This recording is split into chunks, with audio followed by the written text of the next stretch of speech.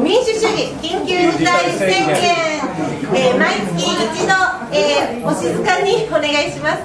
ちょっともう始まりましたんで、静かにお願いします。J さん、席はこっちに。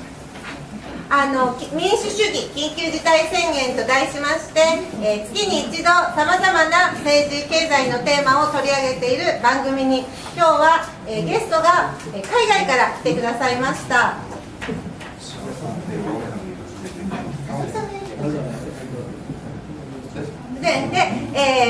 ベーシックインカムのスイスでの国民運動のリーダー、そして世界的なパイロットケースも、各地で企画、されております江野シュミットさんです。今日は江野さん、よろしくお願いします。よろしくお願いします。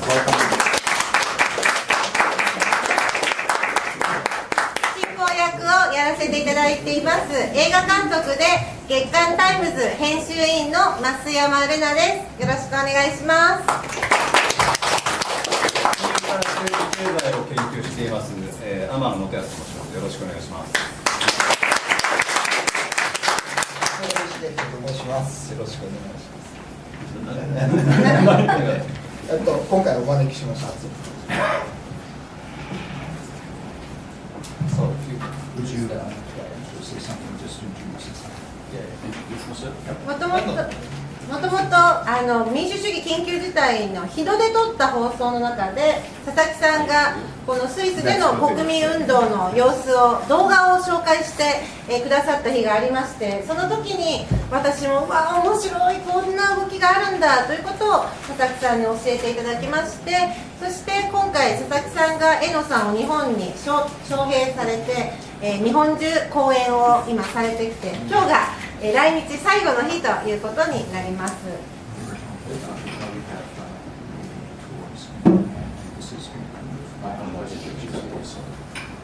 So please be precise. Do you mean I have to introduce myself, or do you mean I have to talk? Talk, please. Of course, agree. Yes. So first, thank you for having me here. ここにまずお招きいただきましてありがとうございます。 It's a pleasure for me to be in your beautiful country. この美しい国に来れることを非常に嬉しく思います。 On my journey in the last 2 weeks around this country to different places from the north to the south and west to the east, I met so many brilliant people. この2週間の間の、日本の北から南に渡る旅をしましたけれども、素晴らしい多くの方々とお会いすることができました。 Shigehito-san made a very strong program in Chibal for me, so I talk every day, many times and many events about basic income. 今回お招きいただいた、ツアーを通して毎日のようにレクチャーをすることができ、非常に多忙な日々を過ごすことができました。 And my impression is, after these 2 weeks, that the Japanese people are ready to go for a better future, more democracy, and are rethinking about the income supply for everybody. この2週間におけるツアーを通して感じたのは、この日本という国が新たな未来に向かって、そして新たな民主主義に向かって、そして新たな、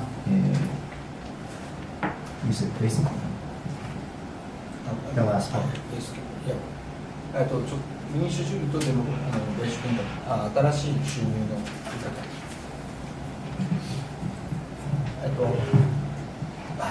民主主義と新しい収入の新しい収入の在り方に向けて歩み出すことができる準備ができているというふうに直感をいたしました。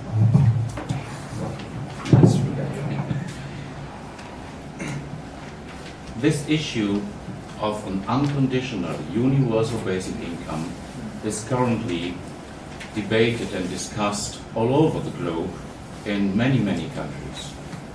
この、無条件の、そして全員に行き渡るこのベーシックインカムのコンセプト、これは今地球上で、ありとあらゆるところで議論の、訴状に上がっていることであります。 Maybe it's astonishing first to talk about such a visionary utopian idea that everybody shall get the basic income unconditionally.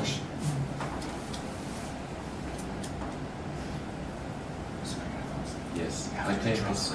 Yeah. あの Please give him a help that he can listen and think to translate. この話をみんな、驚きを持って聞かれて、すごくユートピア的な発想なんだけども、ちょっと待ってね、というふうに受け止められます。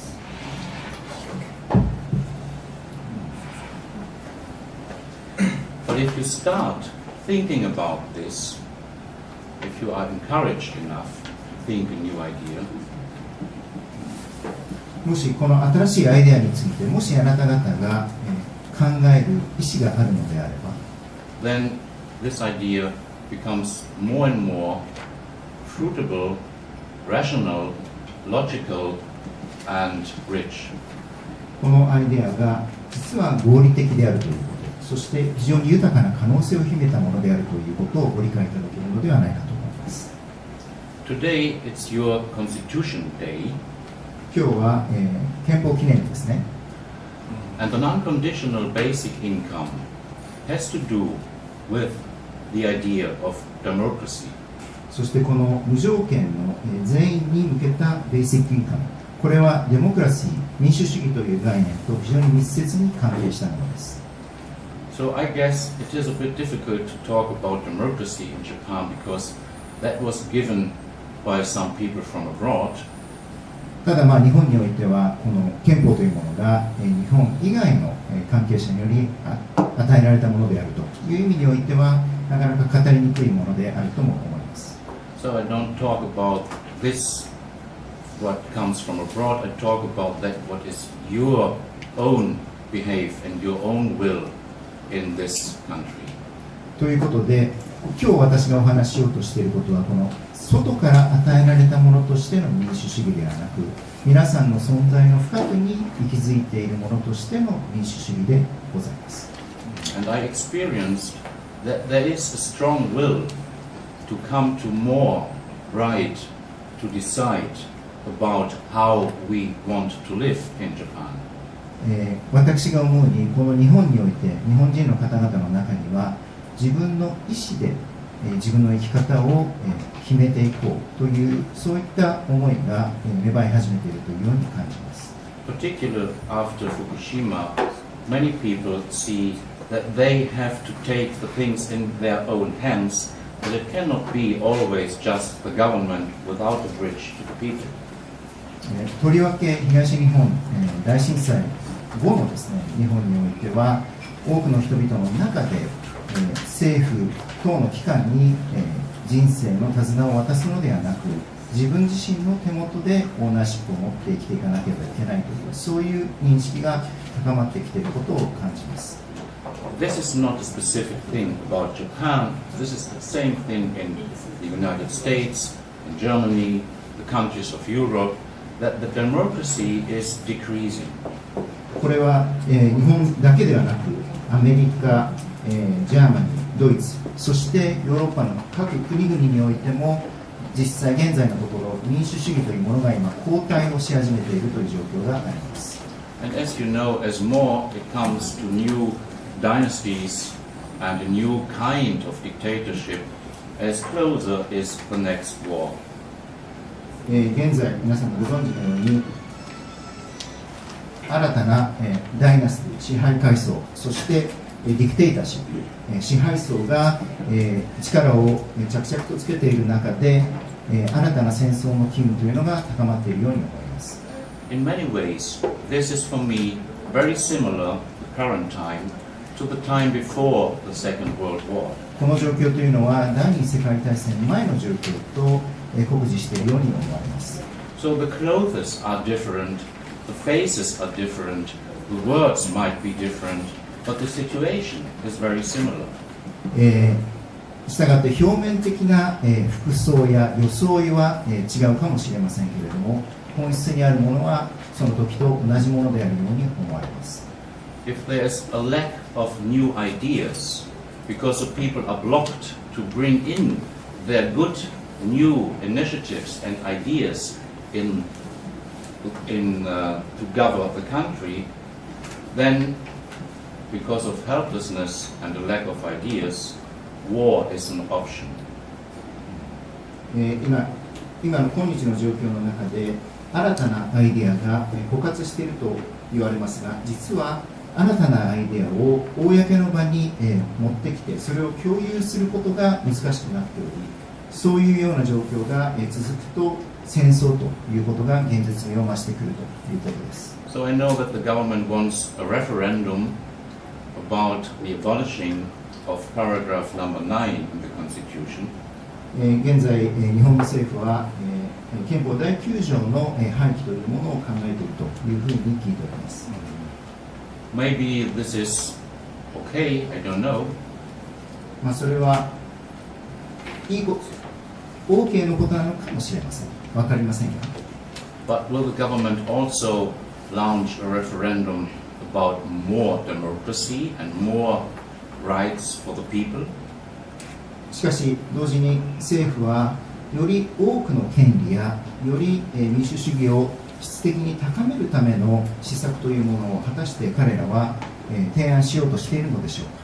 So in a way, I think we are together worldwide, the people, by fighting for more progress in the civil society and progress in democracy. そういった意味でも現在世界規模で我々はさらなる社会の進展へ、さらなる民主主義や市民社会の充実に向けて今戦いを展開しているということです。My origin is German. I come from Germany, and I moved to Switzerland to start the initiative for an unconditional basic income because of more democracy, direct democracy in Switzerland. 私はもともとドイツ生まれですが、その後スイスに移住しました。その理由というのはスイスにはドイツ以上に充実した民主主義があるというふうに感じたからです。In Switzerland, there is this political tool of people's initiative. このスイスには政治的な一つの道具としまして、People's Choice? People's Initiative. People's Initiative. 人々のイニシアティブというもの、国民発議というものが存在します。People's Initiative means that, for example, you and me have a good idea what we would like to change in society to make it to a better. Just two people or one people or three people. これはですね、もし例えば皆さんと私の間で、例えばこれ2人でも3人でもいいんですけれども、国を良くするためのアイデアを着想したとしましたら、これを定義できるというものです。Then we can write it down very briefly, a few sentences. そしてそれを実際に紙の上に書くわけですね。For example, like we did it in Switzerland, to write, we want a life in dignity for everybody in Switzerland. 例えばこれ実際私がやったことですけれども、例えばですね、すべての人の尊厳が保障されるような国でならなくてはいけないというふうな提案をしました。Unconditional basic income, no strings attached. これはすべての人に無条件にベーシックインカムが与えられるという、ありとあらゆる条件なしですね、無条件にこういうような提案を私たちはいたしました。High enough for a life in dignity and high enough to participate in the society. そしてその内容はですね、このベーシックインカムは、少なくとも最低限、人としての生活を送れるための尊厳が送れるというだけの、額を保障する、こういったもの、そしてまた社会に、参加が可能になるだけの最低限の金額は保障すると、こういったものを、取りまとめました。All details, particular how to finance and how high it has to be. 実際の詳細については、例えばそれをどういうふうにファンディングするかというようなことについては、It's given to the government. The government has to think about and to do the right thing. そういった詳細については政府が、検討をする責任を持っているというわけです。Then, such a brief proposal has to be handed in the federal chancellery. Then such a proposal written has to be handed in, given to the federal chancellery. このプロポーザルは私の手元からですね、フェデラルチャンセラー、連邦政府の方にまずはサブミッションされるというわけです。They just have to check if this is okay with international law, with basic human rights.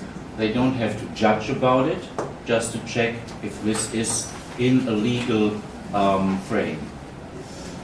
で、彼らはですね、私がこのように提出したものが実際に内容的に国際法にのっとったものであるのか、あるいは基本的な人権をしっかりと尊重するものであるかということについてのみ確認をする責任を負っているということです。Then they have to give the permission to start the People's Initiative. この上で彼らは、このイニシアチブについて、前に進んでよろしいというような許可を出すということになっています。So let's say we started the initiative. Now it is a people's initiative. 例えば実際今日ですね、この部屋で皆さんと一緒に我々が一つの新しいイニシアティブを、発案したとしましょう。その瞬間これはもうスイスにおいては People's Initiative というものになるわけです。People's Initiative, what is it in Japan? 国民発議。 It has to be said in Japan, otherwise it's just a word. People have the initiative. You and me have the initiative. That is basically a thing of every individual is able to bring in a new idea to the government. つまりあなたと私、この2人だけ、2人さえいればですね、この、国民発議というものができ、そしてこれが、政府の、施策として、結実していく可能性を持っているということです。If you have the permission of a people's initiative, and usually in your case you get it, if you have the permission to start a people's initiative, so please try to understand and then say, you and me have a good idea, what we do, what we think in Japan would be good. Let's just try it. And I from Germany can do it with you. Then we hand in a proposal. It's not to be judged. It's just to check if this is this fits with human rights. Yep. Then we have the permission to start a people's initiative. Yep. People's initiative means the people of Japan can sign this proposal, sign that there should be a public vote about it. This is the way. 例えばここで私はドイツから来てますけれども、日本国民であるあなたと2人が集まってですね、こういった発議のアイデアを考えたとしましょう。でこれが実際に正式の書類に書き留められて国に提出された瞬間ですね、これはプライベートなアイデアではなくてパブリックな公的な意味を持ったアイデアとして生まれ変わるわけです。そしてこれが実現への道を開いているということです。Every single mother, every housewife, every unemployed has the right to bring in a new idea and proposal to a people's initiative. たとえそれが誰であろうと、例えばたった一人のシングルマザーであろうともですね、こういうふうな国民発議をするための権利を有している、その可能性がしっかりと守られているということなんです。So this is people's initiative that everybody in the country, young people, students, old people, everybody can bring in a new idea in the public debate. つまりこれは若くても、あるいは年を置いていても、あるいは学生であっても、この新しいアイデアを、公的な、討議の現場に持ち寄るという、そういうような仕組みが確保されているということです。Then you have 18 months time, 1.5 years, to collect 100,000 signatures of citizens that agree with you that this should be a topic to vote about. そしてこれが一旦その、承認、受け入れられた後はですね、18ヶ月にわたって100,000 10万の署名を集めるということが、皆さんには求められます。そしてそれが達成されさえすればですね、実際に正式に、これが、議論の、現実現に向けて動いていくということです。So if at least 100,000 citizens agree with you that this is an important topic to talk about and to vote about, then it is a successful people's initiative. もしあなたのアイデアに対して10万人の人がこれは確かに重要なアイデアだねというふうな合意をすることができれば、これは実現に向かって本格的に動き出すことができるということです。それで国民投票が実現できるんですね。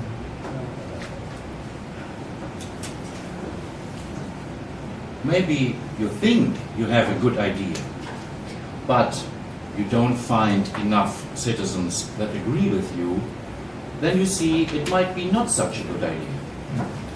例えば、もしあなたがこれは重要なアイデアだなというものを思いついたとしてこの活動をしたときに、もしかしたら10万人の人の署名が共鳴同意が得られなかったとしましょう。その時にはもしかしたらそのアイデアは何かそれほどいいアイデアではなかったのかもしれません。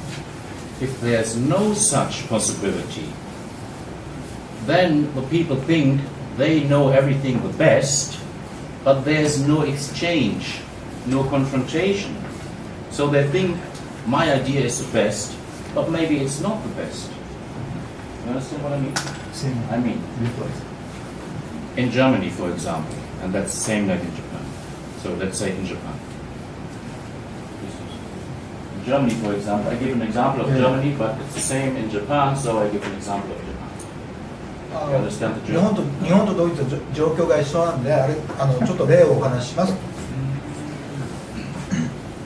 You have no possibility to bring in an individual idea on a political level. 個人の考えを政治の場に持っていくチャンスは基本的にない可能性はないですよ。You have no possibility that your belief is discussed as a state's affair with many, many people. あなたの信条がですね、多くの人たちと議論ができるということはないですよね。That means that many people has some ideas, 多くの人たちはみんな考えを持っている。but it don't comes to a more or less public debate about. これをその考えを公的な、ディベートの場に持っていく機会がね。So the people remains to think that they are right. ただ自分たちは正しいと思ってるだけ。But if it comes to more debate, more discussion, maybe they realize that this idea is not so good. でもそれが公的な議論になれば、その考え自体があまり良くないかもしれないということが分かる。So if the society is more open, then the fixed opinions can change, and you can leave your opinion when you see, oh, it's not so good. 社会がよりオープンだったら、その固定化された考え方っていうのは変えられる。So back to Switzerland. Back to Switzerland. スイスに戻ります。We got 126,000 signatures of citizens. 12万6千人の署名を集めました。And by that, the People's Initiative has been successful. それで、国民発議が成功したことになります。In Japan, this number would be much higher because the population is much higher. 日本は、人口がもっと多いからこの署名の数はもっと多くなるでしょう。Switzerland has around about 5.3 million citizens. 有権者、スイスの有権者は、530万人しかいないです。So that means the number of 100,000 for a national vote would be much higher in Japan. 10万っていうのは日本ではもっとだから多い数字になるべきだろう。The People's Initiative guarantees that this is really a will of many people in the country. 人々の意思がたくさんあるということを保証するしますと、スイスではね。After handing in these signatures, after the People's Initiative is successful, the government commissioned ministries to work out what the ministries thinking about this proposal. その署名を受け取った後にですね、政府はその各省庁にですね、これがどういうものであるか調査をしなさいというふうに言います。After that, it's usual that the government gives a message to the people of Switzerland and the parliament. でその後ですね、スイスの政府は国民とあと議会に対して、この案件についての意見を表明する。This message can be that the government gives the suggestion, vote yes, this is a good idea. これはいい意見だから賛成に投票してください。Or that the government gives the message, vote no. ノーに投票してください。Or that the government says we don't give a message, it is half and half. 五分五分だからコメントしません。So in our case, the government gave the message to the members of parliament and the people of Switzerland, vote no. 我々の意思たちに対しては政府は、反対に投票してくださいというふうに国民と議会に言いました。Because this idea of an unconditional basic income will destroy the country. 国を破壊するものだ。It is absolutely not to finance. 絶対に資金手当はできない。So, vote no. だからノーに投票してください。Then some friends of me from Germany called me and said, "Oh, unfortunately, now everything is over." ドイツの友人がそれを聞いて言いましたと、残念だねって全部終わっちゃった。And I said, "No, why? なんで？そんなことない。That's just the government." これはただ政府が言ったことなの。So the government is responsible and has to give a message, but that is no decision. 政府は責任があって自分たちの発言をするけども、でも決定はできない。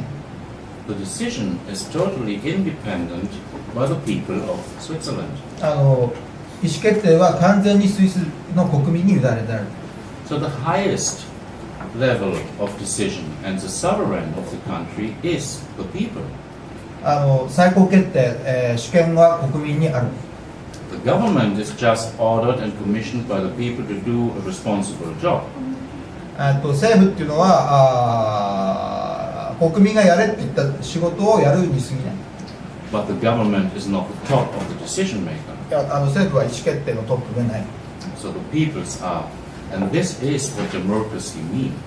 これが民主主義というものが意味することです。So you can call this direct democracy in Switzerland, but at the end, finally, this is just democracy. これはスイスの直接民主制って言いますけども、これが民主主義なんです。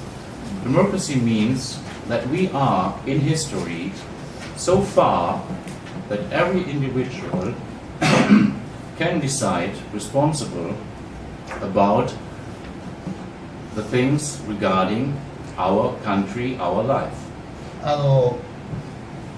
歴史で言えばその民主主義っていうのは国や自分たちの生活のことを人々が決めるということだ。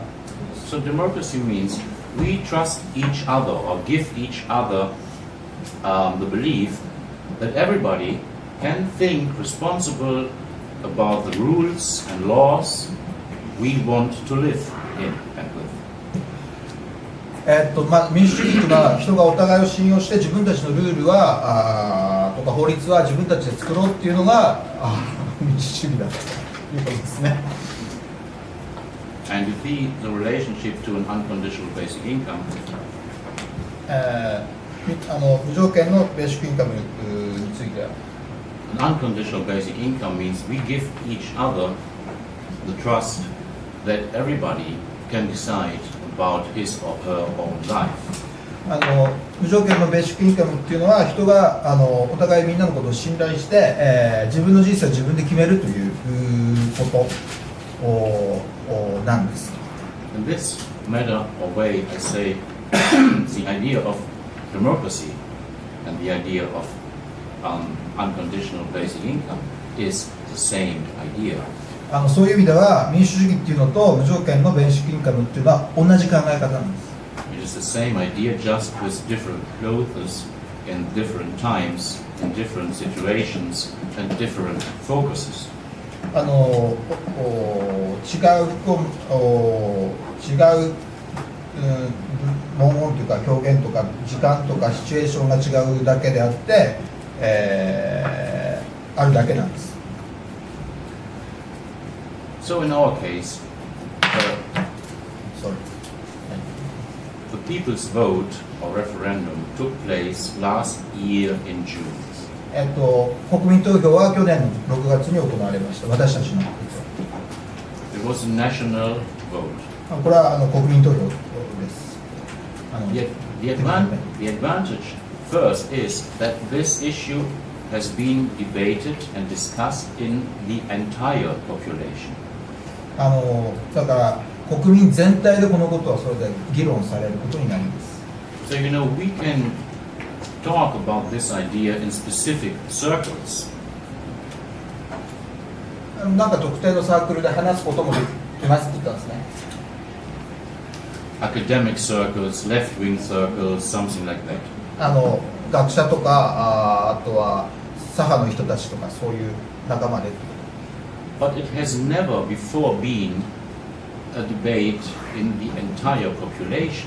でも今までかつてこれが全国民で議論されたことはありませんでした。And imagine what that makes, what the impact is. そのインパクトを想像してみてください。The people are touched by a real new utopian idea and challenged to think about. 新しいユートピア的なアイデアに出会ってそれをよく考える。So this is an ongoing educational process in the society. これはずっと続いていく教育のプロセスである。If you have no such thing, you don't know how many people are thinking like you. もしそういうチャンスがないとどれぐらい多くの人が自分と同じように考えているかということがわからない。And you don't have to hear, to listen so carefully to others, because the others has no voice, like yourself has no voice. But in a direct democracy, everybody has a voice. すみません。他の人が何と考えているかっていうのはなかなか分かる機会がないんだけども、直接民主主義があればそれが分かるんです。So you see, it's always not just about the results at the end. It's always about the process and what's going on. これは結果じゃなくて、常に続いていくプロセスなんです。Also, your life is not just everything about the results and at the end your death. It is about the life. これは全く人生みたいなもんで、死という結果だけじゃないですよね。And democracy is not just for some results in a vote or election. It is about the whole process. 民主主義っていうのはただの結果じゃなくて、プロセス全体なんです。And the process is that the people are more self-confident and このプロセスっていうのは人々がより自分のことを自信を持つ。and staying in a more strong way to their own laws and rules. より強くなって自分たちの法律やルールを自分たちで作る。When they vote about that, then when they vote about it. 投票するときは。So they rule themselves. 自分たちで自分たちの法律ルールを作る。I will give you an example. 例えば、in Russia, ロシアでは the laws are very well. They have many good laws and rules and so on. すごくいいルールや法律があるとします。But for everybody, it is a game, and you are a hero if you don't act like these rules are. So you are a hero. It's a game. It's common that you are a good guy, strong, if you don't act like that rules. If you go over the rules. なんかこう法律破るのってなんかこうヒーローみたいでかっこいいみたいな話がありますよねってことだ。So driving too fast. いやいやスピード違反するとかね。Avoiding pay taxes. 税金を納めないとか。Something like that. いやそういう感じ。In Switzerland, because the people make the rules more or less by themselves. スイスでは多かれ少なかれルールは全部自分たちが決めてるので。If you are driving by bicycle in a street where this is prohibited. 例えば禁じられたところに自転車走らせたら Then someone from the people will came and say, sorry, please don't do that, it's prohibited. 人が寄ってきてこれちょっとやめてってだって禁止だからっていうふうに言うと。So maybe you like more the one or more the other side. You like? Maybe you like it more, like in Russia or like in Switzerland. どっちが好きですかっていう。It's a joke. いやどっちがいいですかねっていうどっちがいい社会ですかっていう。It is just, but it is an example that the people are more strong, connected with their country, their law, their constitution, their government, if they can decide more about. 自分たちで決めれば法律とか政府とかそういうのはもっと近い存在になる。And that should be no new idea because in every enterprise, in the companies, the people know this since a long time. 企業もそういうことをずっと長い間知ってるって言ってましたね。You think? No, I don't. I'm really tired, so please. What? I'm really lost. So Now you again. now you're please. All right. If you don't understand, ask back. Ask back. So what I said is, in the political field, we think field area. 政治の世界では政治の世界では We think this is unbelievable. In the political field, we think decisions by the people, responsible acting by the people, this is impossible. We have a government. The government has to decide. 政治の世界においては国民が責任を持って行動することなんてそんなことはありえないというふうに一般的に思いがちです。But enterprises, companies, you know, しかし会社のような組織においては the successful entrepreneurs know they need people with self-responsibility, lifelong learning, making their own decisions, so then the company is successful. 優れた経営者は従業員が自分で責任を持ってそして学び続けるこういった組織風土が重要であることを熟々承知しております。 Try to get a job today in a company and come to the CEO and say, I'm not interested by your philosophy. I'm not interested by your customers. I'm not interested by your products, your goods, or the colleagues. I just want to earn money. You will not get the job. もしですね、皆さんが今日仕事を得ようとしてその雇用主のところに行ってただお金が欲しいだけなんですよとあなたの会社のビジョンにも哲学にもカスタマーのことについてもそんなことには興味がないんですというようなことを言ったとすればですね、仕事など得ようがないでしょう。 You have to say, I'm totally motivated to work with you together in this company to make the world better. I like your philosophy and I want to serve the customers. あなたはむしろこう言わなければいけないわけです。私は非常に強い労働意欲を持っています。同僚と一緒に懸命に働いてこの世界に大きな貢献をしたい。そういうふうな宣言をする必要があるわけです。 People are strong, industrious, busy and motivated and creative if they know what they do makes the world to a better place. 会社というのは、そこで働く人々が自分たちの仕事が世界を良くするものであるということを確信が持てるときにより優れた仕事ができるものです。So often there is the saying that economy is all about profit and money. ことわざでは結局経済というのは所詮はプロフィット、利益とお金だけのものであろうというふうなことが言われがちです。But talk with real entrepreneurs, and I know a lot of them, in Germany, in Switzerland, but now also in Japan. しかしヨーロッパや日本の多くの優れた経営者と話をしてごらんなさい。そうでないことを知るでしょう。 For an entrepreneur, it is not about the money. It is about doing things in a better way, contribute to the society, have an idea, and make the things better.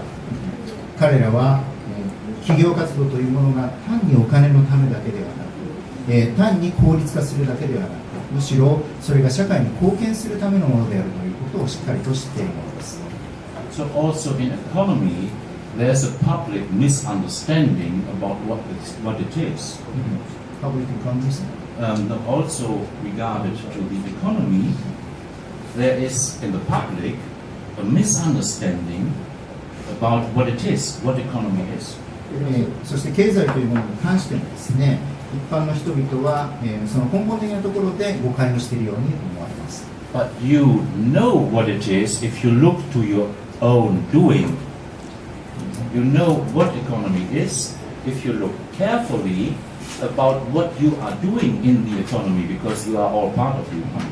もちろん皆さんはこういった経済活動の一員として日々を過ごされているわけですけれども、そういった、思い込みにとらわれずにありのままを見たら、エコノミーという経済というものが本当はどういうものであるかということをよくわかるでしょう。 You are working for other people. Your work you are doing is always for the benefit of others, the customers. あなたはこの経済活動を通じて他者のために活動をしているのです。 So the truth is, nobody works for his or her, for him or herself. Everybody in this society is working for others. つまり誰も自分のためだけに働いているような人はいないんです。すべての人が他者のために働いているのです。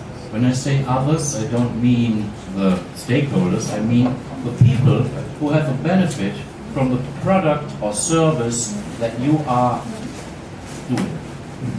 ここで他者と私が言うときには、単純に会社の利害関係者という意味ではなくて、その仕事の、成果を享受することになる人々、そしてサービスを良くすると、こういった意味で私は言っているわけです。 We need silence here when we are talking because it's necessary to be highly concentrated. Please say, we need silence, we cannot have a trouble there. It's impossible, I have to stop them. He says, 後ろの方、ちょっとお静かにしていただけますか。 sorry, but I know you need to be concentrated, otherwise you cannot understand it. And me, I cannot speak if there is trouble in the 後ろの方でちょっとざわついておられるとちょっと話せないので、またお客さんの方々も極度に集中して話を聞いてますので、そこをご考慮ください。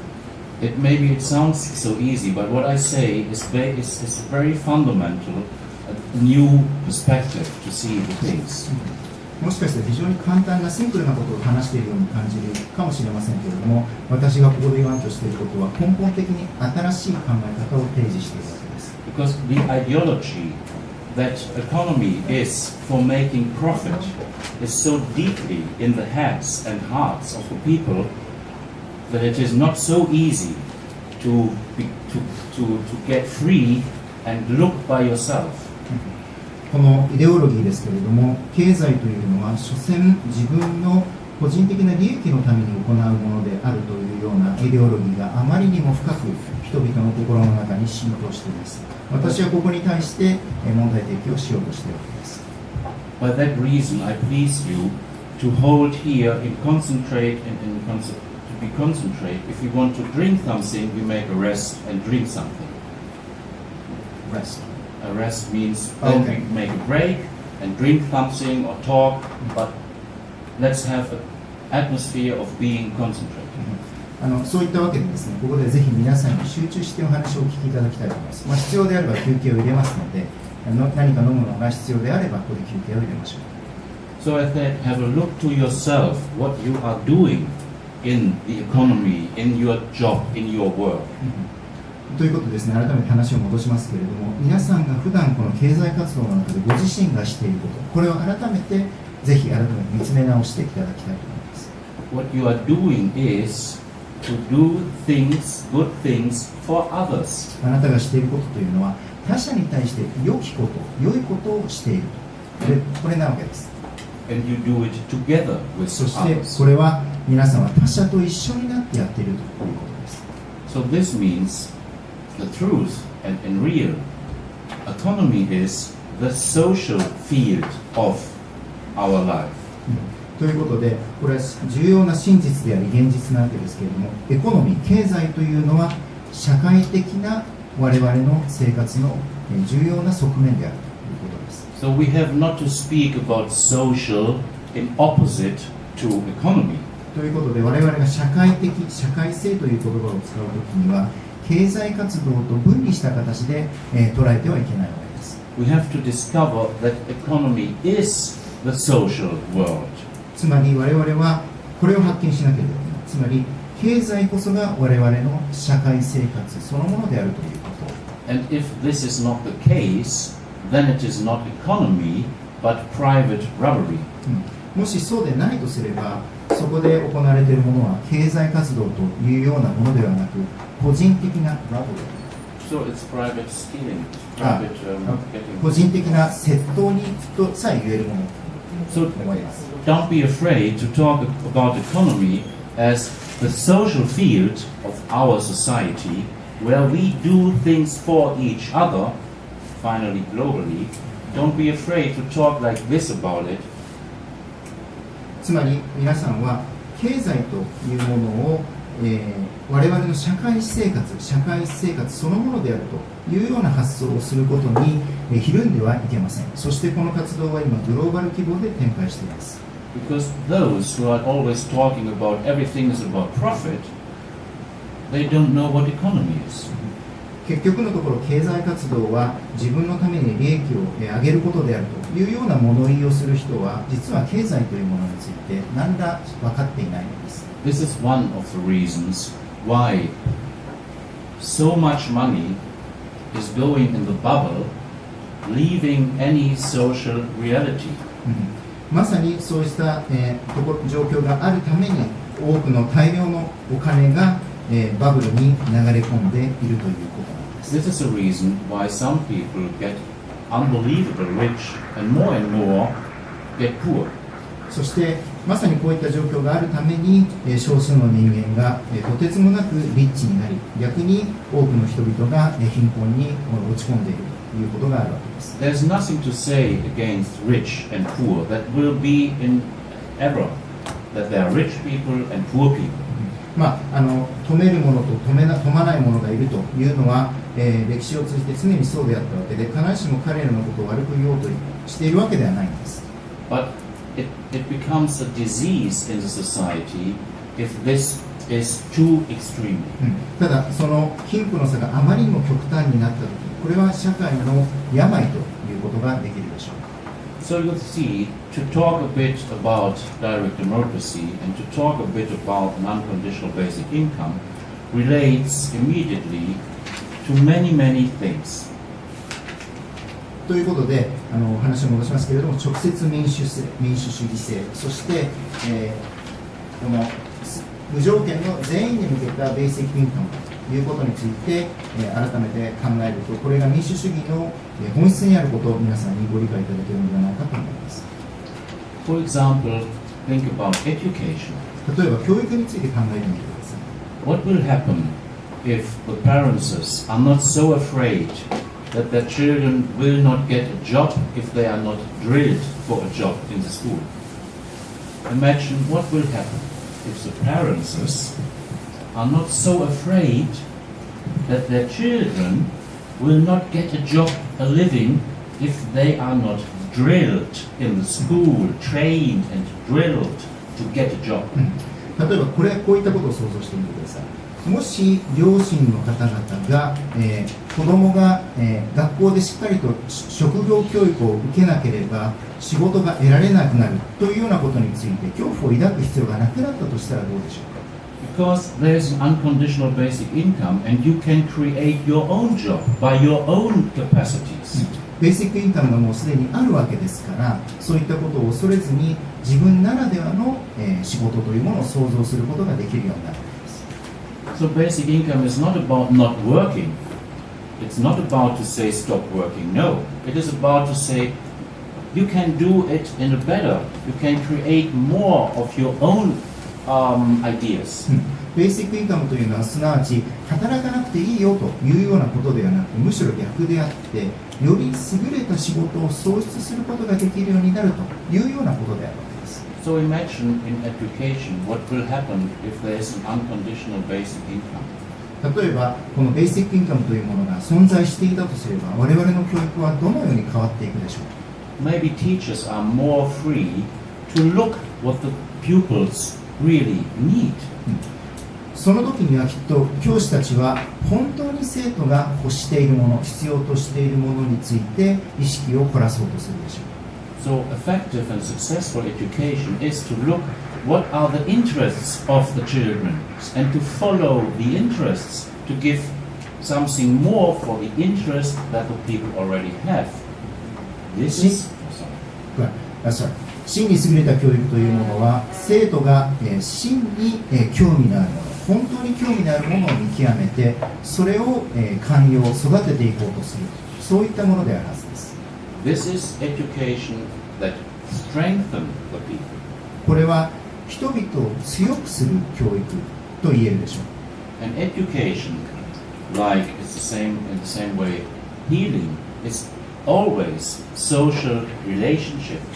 癒しというものと同じように、教育というものもまた常に社会的な関係性の中で営まれるものです。And that is what we need in the future.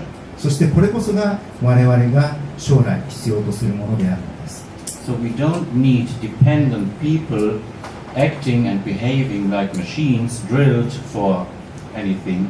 We need people that are free to decide, to aware by themselves what is needed. 我々が必要としているのは、機械のように黙々と働く依存体質の人間ではなく、真に自律的な精神を持った人間である、そういうことです。So these aspects that you can call soft skills or philosophical or human aspects, they are the most important for the future.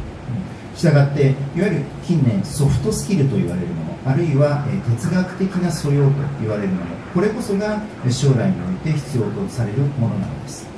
The style of military has been strong in the last century. 過去の世紀においては、軍隊的なスタイルというものが非常に濃厚に打ち出されていました。But in the new century, we need mostly more sensibility, more awareness, and to learn more from the woman. しかし、この新しい世紀においては、より高い感受性、sensibility and Sensibility, awareness 意識、and to learn more from the woman. そして女性性から学ぶことができる、そういった発想が必要となってきます。Because a woman often knows better what work is because they do the most work unpaid. 女性は実は仕事というものについて我々男性よりもよく知っているのです。彼らは実際に賃金を払われることのない、仕事にも、従事しているわけ And です。 they carry the society. そして彼らこそが我々の社会を支えてくれている存在でもあります。 Without the work of a woman, there would be no economy. 女性の存在なしには経済というものそのものが存在し得ません。 So that means we have to be more aware what really is happening and not fixed just by payment. つまり我々はより意識を鮮明にし、現実を見ることができるようになる必要があるわけです。 So you see, it has a lot to do in unconditional basic income and the idea of more democracy with a fit society, fit for the future. これからの社会に、よりふさわしい社会を、作っていくためにこの、民主主義そして、ベーシックインカムというものが非常に重要になっていくということです。 By that reason, we have to change economy and we have to change in our democratic behavior and social behavior. そしてまさにそれゆえに我々は、エコノミー経済を変えていかなければいけませんし、我々の社会的な、振る舞い活動行動も変容させていく必要があります。 It is absolutely necessary. It's not just a nice thing. これは私が言わんとしていることは単により耳に心地のいいことを言おうとしている、そういうことでは全くないのです。It is a huge challenge. これは大きなチャレンジであります。Sometimes people say, oh, with an unconditional basic income, the people will get lazy. よく人は私の話を聞くと、そういうベーシックインカムのようなことをするとみんな怠惰になってしまうでしょうというふうに言います。But I say, no, today we are lazy. We are just running in an old style and are too lazy to confront, to think about the more sensible points that we need for a better future.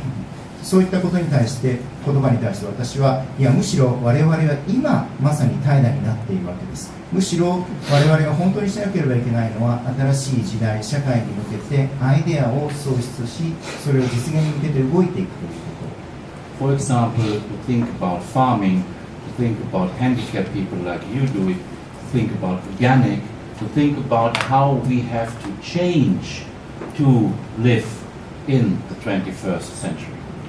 この21世紀に向けて我々が、どういうふうに生きていかなければいけないか、それは例えば農業やあるいはハンディを負った方々に関すること、こういったことを全て含めて、考えているでしょうか。 So I think you see, an unconditional basic income is not just for the poor.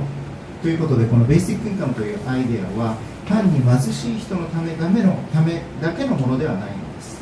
It's a challenge for everybody. これは全ての人に対するチャレンジであると言えます。 It is more freedom for everybody. それは全ての人に対してより多くの自由を与えるということであり、 And it means more self-responsibility. そしてそれは全ての人により責任を持ってもらう、自己責任を持ってもらうということでもあります。 For everybody. 全ての人に対して。 So imagine I give you an income, unconditional. 例えば今あなたに、無条件にベーシックインカムが与えられたとしましょう。 First you will ask, but for what? あなたはきっとこう言うでしょう。でも何のために？ Because usually when I give you an income or money, then that has some reason that you have to give something back. というのも、普通我々は何かそういったお金が与えられた時には、その代わりにこちらからも何かを提供しなければいけないというふうに思い込むからです。 But when I say no, it is for you. It is just given for you unconditional. しかし私はこう言います。いや、そうではないんです。もう無条件にこれはあなたに与えられているのです。 Maybe you will think, oh, perhaps he is from the mafia and will ask me later then to do some evil thing. もしかしたらあなたは、いや、実は私のことをマフィアから来た人間で、後で何かお願いをすることになるんじゃないか。そんなふうに勘ぐるかもしれません。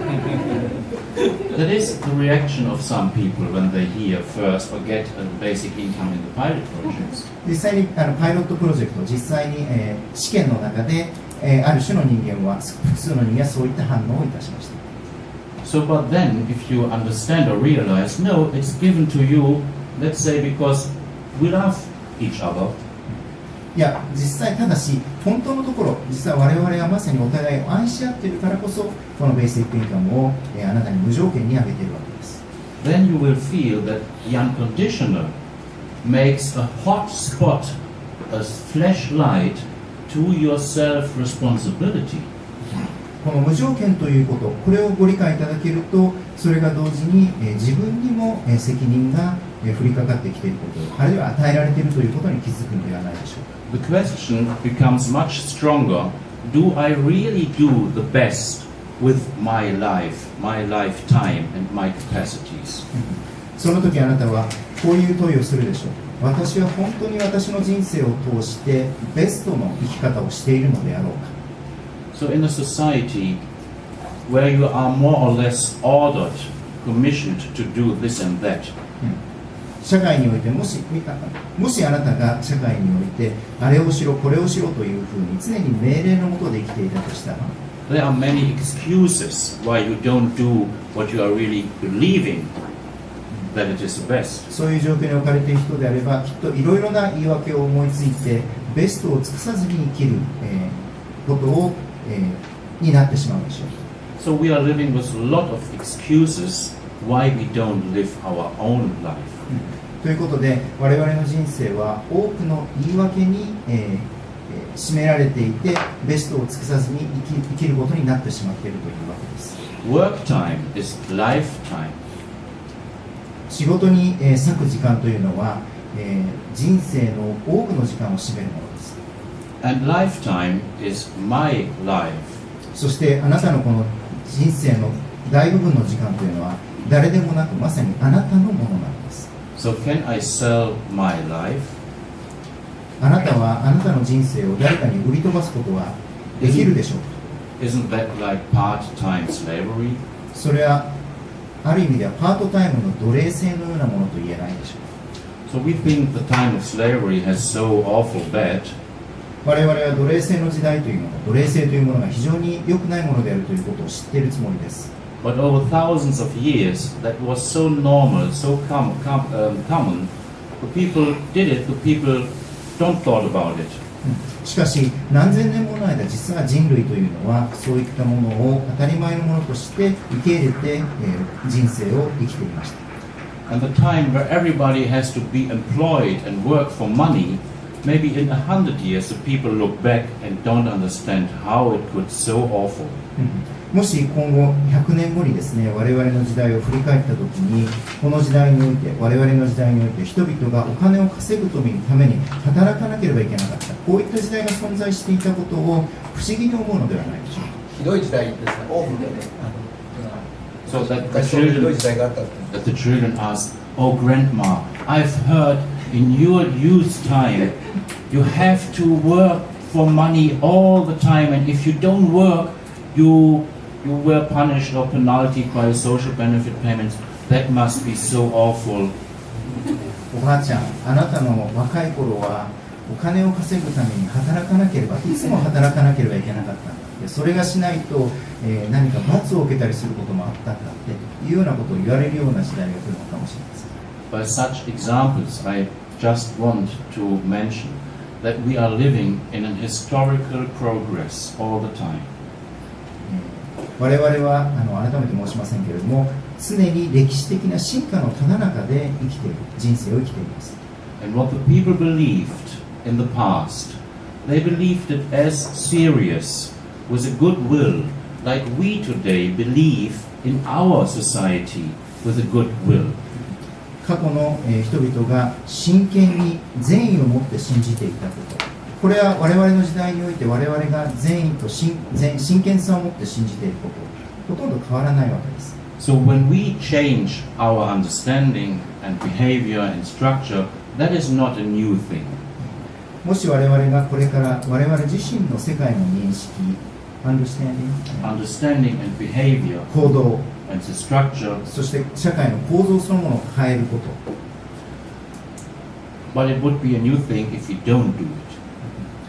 こういったものを我々が変えていくということ、これは別に歴史の中で珍しいことではありません。むしろ珍しいのは変わらない、変えられないということの方が新しい、問題です。 And always, if you reject to go with the time and the development, then you cause suffer for thousands and hundreds of thousands of people. If you reject to go with time, to develop, to look what is right now, then you cause suffer by hundreds, thousands of thousands of people. もしあなたが時間の流れの中で変わるということ、進化をするということを拒絶するならば、その結果として我々は多くの無数の人々を傷つけることになるでしょう。 For example, poverty today is an artificial creation. 例えば現代における貧困というものは人工的に創造されたものではない。You said isn't.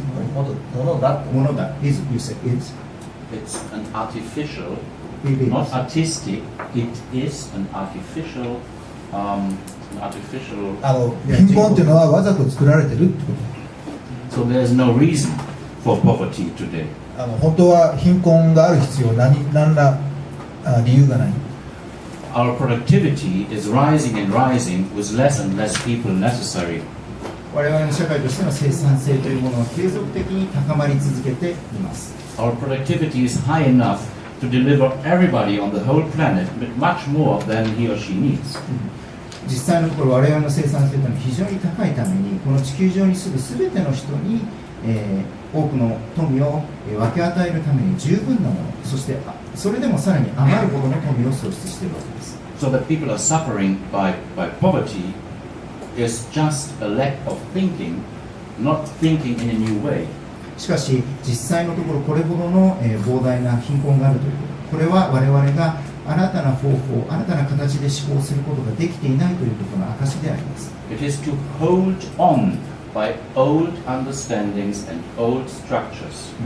これはまさに我々が古い考え方、理解、そして古い構造の中にとらわれているということです。And just and only because we are not encouraged to think new and look what is the real today, つまりそこの背景には我々が新しい方法で発想、思考するということを鼓舞されてない、エンカレッジされてないということがあるわけです。just to protect our old understandings, 我々のこれまでの古い考え方に執着するということ。we let people live in sorrow and we let people die. その結果として我々は他の人々が苦しみ、そして死ぬことを結果として許容してしまっているわけです。So by this you see the importance of thinking and how we are looking to the time. By this you see how important thinking is, the thoughts are. ということでこれを踏まえると、この思考というものがいかに重要であるかということ、これをご理解いただけるでしょう。And how important it is always to correct your opinion by your awareness of the real situation. そしてこれはまた、実際の現実をしっかりと見ることによって自分自身の考えやアイデアを修正していくということ、これがいかに重要かということをご理解いただけるでしょう。So this is important to win a war, but this is also important to bring the society to a better, not to be so much in plans and opinions from the green table, but more in reality and spontaneous and direct reaction. To make so much plans, so I wrote a lot about the Second World War, also from Japan, and sorry to say that you lose some battles because you have had a brilliant plan, but the Americans did not like your plan set, and so you lose. すごく計画的にいろんなことやってもやること自体あんまり立派な計画作っても多分うまくいかないっていう話ですね。 So this might be a very strange example, but you see that making plans is one thing. 計画を作るってことは一つのこと。But looking exactly what is really going on 今本当は何が起こってるかってことをしっかり見ることが大事。might be a better strategy if you want to win. もし本当に勝ちたかったら現状どうかってことを詳しく見るってことの方が大事で、そうしたらうまくいくだろう。So yeah, I think the time is over for my little lecture and we can go to more questions. ちょっとここでとりあえず終わってですね、質問の時間にしたいと思います。その前にここの部屋はですね、6時までということなんで、50分じゃないはい、で完全撤収なので、あと45分と思っていただいたらいいんじゃないかと思います。なので、会場からも質問をいただいて、江野さんと答えていただいてという形でいきたいと思います。映画のこと、今日私終わった後、もう江野さんと話せないからね。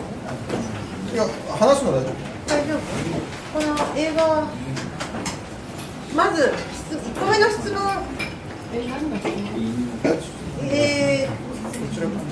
質問がある方、ちょっとみんな質問がだらけで、はい、増山さんは何かまず自分が質問してるとかしてる。はい、じゃあちょっと、前から疑問があったんですけど、まず、スイスでは外国人の方、江野さんはドイツ人だと思うんですけど、外国人の人が政治活動をしてもいいんですか？日本の場合は外国人は、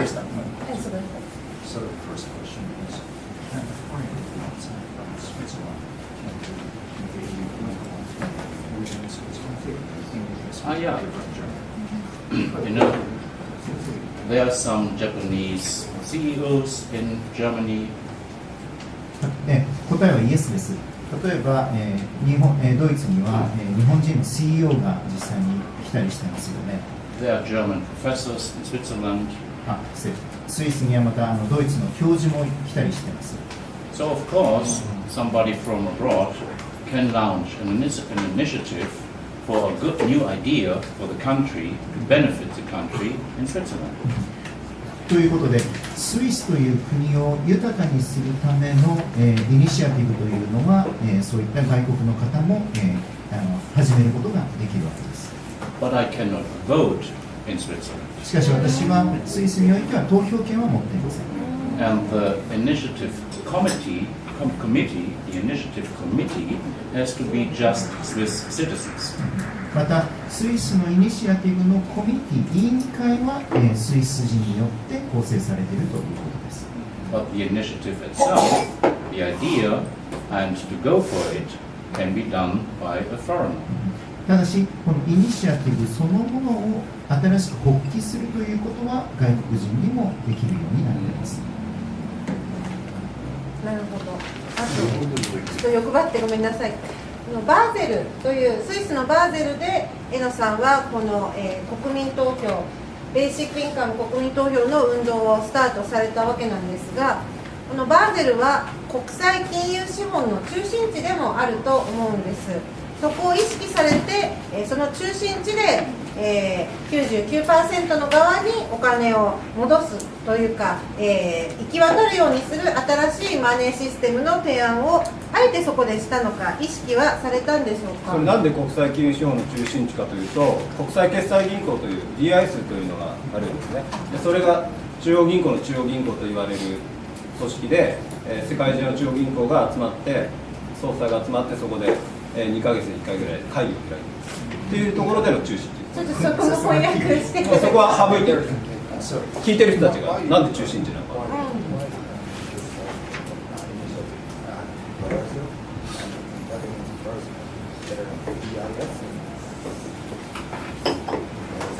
DIS is not understand. No, that's random. So that in Basel there's this Bank of International Money Transfer that's randomly that I start the initiative in Basel. たまたま偶然ミスがあったから始めたわけではない。But often randoms has a deeper meaning. たまたまっていうのはすごく深い意味がある。I started the initiative from Basel because I met with Daniel Henny, who is an entrepreneur in Basel, and we together decided to start the initiative. ダニエル・ハニさんという起業家と一緒にこのイニシアチブを始めたんだけども、彼がバーゼルで事業をやってるから始めました。So I started the initiative with a Swiss guy, an entrepreneur from Basel. スイス人が起業家と一緒にバーゼルで始めた。まあそういうことです。はいで私から質問なんですけども、これは必ず聞かれることだと思うんですけど、ベーシックインカムの財源はどういうふうに考えですか。例えばそれを消費税のようなものを税金として取るのか、それは税金はいろんな税金があるのでいいんですけど、税金として取るのか、それとも、政府がお金を発行することによって、財源を作るのか。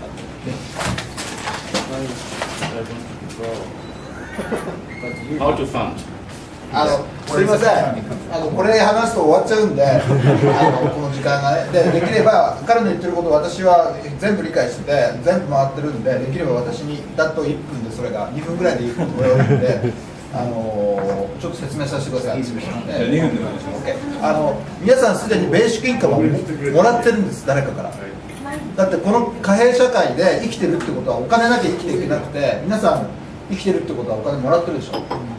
でその部分を、ところがね、大事なことはそれを無条件にする。大概みんな何かするからということでもらってるわけで、その部分に関して無条件にしようっていうことが無条件に変えるっていうことに過ぎないんですね。であともう一つはですね、物とかサービスっていうの値段ってありますよね。でそれは全て誰かの報酬なんです。収入になるんですよ。実は物そのもの、例えば金だって金そのものの値段って何一つなくて、掘ってきた人とか、ね、マーケットに関与する人とか、みんな誰かの結局は収入になってるわけですよね。でそれはその収入っていうのは基本的にその人が生きていけるっていうベースで、を常に検討されているわけで、物の値段の中にはもう一つあって税があるんです。あらゆる税金は全部物およびサービスの値段の中に含まれてるんです。で我々消費者が全部払ってる、結局は。だけどもその税金って何かっていうと、よくよく見てみると税そのものも誰かの収入なんでしょ。わかりますよね。みんな誰かの収入なんだから、その収入の一部分を無条件にしようと、そういうことを社会全体として取り決める、それこそがファンディングだっていうこと。資金調達ってまさにそういうことで、どこか新しい金持ってこないと資金がないっていうことではないっていうことを、税金か国債か、だから例えば一旦まずみんなに払っちゃえば、他のね給料っていう他の報酬って生きていけるわけだから、それ以外の価格っていうのは全部最高賞になる。皆さんベーシックインカムもらったら自分の給料どうなってしますかっていうことで、いろんなだから価格の中にバッファーがすごくできるので、それをみんな税にしちゃえばいいだけだというのが彼の考え方で、いつもそれを説明しています。税金でことです、そつまり無から作り出す政府通貨っていうことう、全然関係ない。そんな新しく通貨発行しなきゃいけないっていう話も一切してないですから。その件について、日本の場合のベーシックインカムをもし実現するとどういった財政で可能かということを元農林水産大臣の山田正彦先生、今日来てくださってるんですけど、山田先生からジャパニーズバージョンのトークをちょっと短いトークを挟みたいと思います。先生どうぞ、こちらで。いや、ここでいいや。いや、でもせっかくなんで、じゃあ動画になんとか映像に座っていただければいいと思う。突然彼女に呼び出されてきましたけど、実はね、本当にシュミットさんの話聞いて私も感動したんですけど、もともと財源どうしたらいいんだろう、ありえないなと、ありえない話だなと思いつつ、しかしこのままで、ロボット世界になり AI になり、あと20年か30年後に我々の仕事の半分なくなるっていう中でどうしたらいいだろうかと前から考えてたんですけども、で今回ベーシックインカムの話聞いて財源のことを考えてみました。そしたら今医療費を除く日本の社会保障費だけでいいですか、社会保障費、生活保護費とかいろんな社会保障費ありますよね。それだけで75兆円あります毎年。これを人口、年寄りも赤ちゃんも全部で割ると1人5万円なんです。であとですね、配偶者控除とかいろんな控除で、例えば企業だけでも例えばトヨタ自動車がアメリカに車を輸出するとすると、本来なら消費税 3% か今 5% ですね、 8% か 8% かかりますよね。だから今だったら6兆円ぐらい国に払わなきゃいけないんですけど、これ日本は免除してるんです。そういう控除類を入れると135兆円ぐらいが今ですね、控除をなくしたりすれば財源にできるんじゃない、増税しなくて所得控除をなくしたりする、そういうことね。これは大荒な考え方ですよ。だから現実にまだ本当にやってみなきゃわからない話ですが、そうなると1人8万円、例えば夫婦いて子供2人いたらシェア32万円、月に32万円はベーシックインカムを増税なくして荒っぽく考えたら可能性があるなと、これはね。でそうすると結構現実のものになるんじゃないか、ベーシックインカムという考え方で、これを政策としてで公約としていわゆるマニフェストに挙げて日本もそういう時がもう来るんじゃないかっていう気がしてましてね。だからもう少し日本でやっぱりシュミットさんの言うベーシックインカム一番いいのは無条件なんですよ、ね、この無条件で誰もが、ね、どんな人でも本当にこうもらえると思ったら、ね、確かに僕はこの前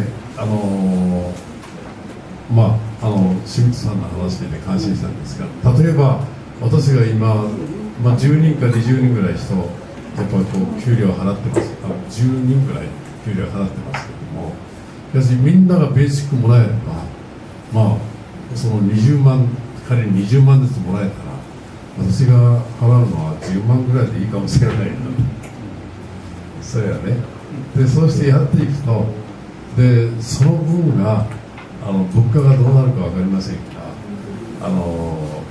要するにそれを税として取ることも可能なんじゃないかと。いわゆる私にしてみりゃ今まで人件費だけで200、300万かかったものが、ね、それだけ少なくなるとしたらもっとそれを負担できるじゃない。でだからシュミットさんが言ってるのは金はあるんだっていうことなんです。いやみんなこう回ってるわけでしょうかね。で彼が言ったのもそうなんだけど、金は回ってるんだからそれをどうやって使うかっていうそれだけの話なんだ。だから財源は心配いらないんだ、ね、だからそれは私もこの前話聞いててよく分かりました、ね、私の理解が間違ってなければどうも